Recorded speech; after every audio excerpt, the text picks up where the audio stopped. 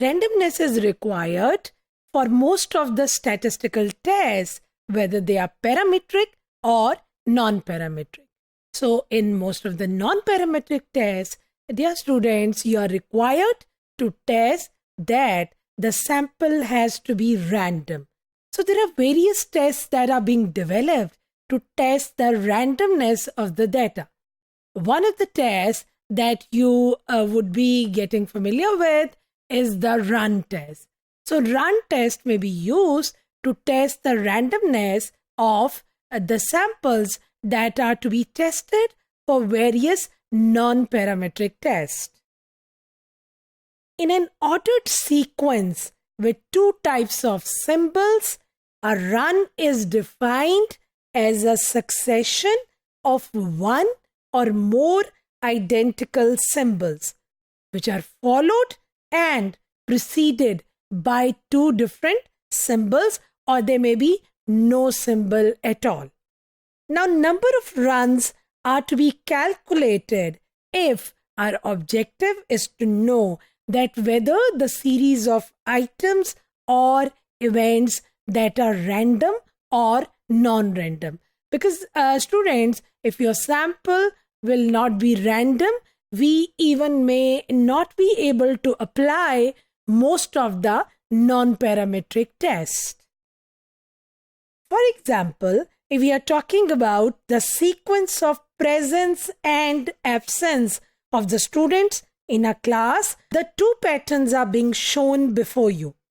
If you look into the first pattern, first of all we have P, then there is a change A, and if you just compare the preceding value and the next value, it is changing again and again. If you just move on, then if you just look into the P, the preceding value is being absent and the next value is also being absent. If you just look into the next pattern, you would have consecutive 4 P's and then you have consecutive 2 A's. So in the first case, students, as the values are changing and the preceding and the next value or the symbol is being changed, so you can have count on them.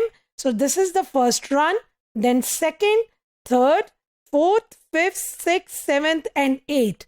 So there are a total of 8 runs in the pattern.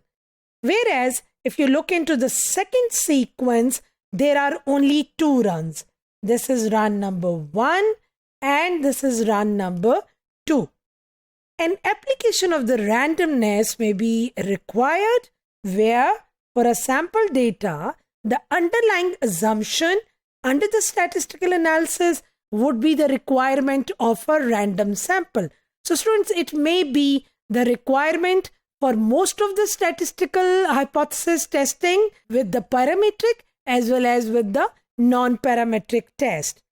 So the procedures for investigating the randomness are actually based on the numbers and nature of runs that are present in any data set.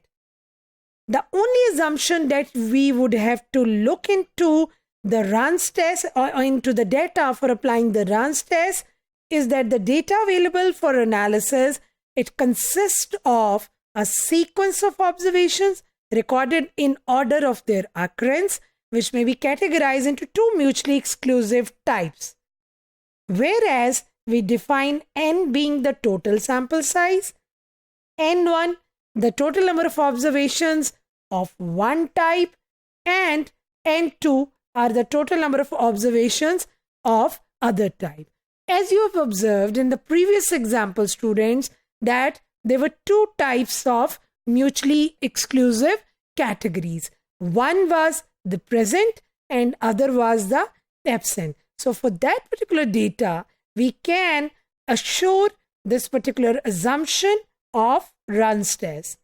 Now moving on to the procedure for the runs test, under step number 1 of H0, we assume that the pattern of the occurrence of the 2 types of observations is determined by a random process.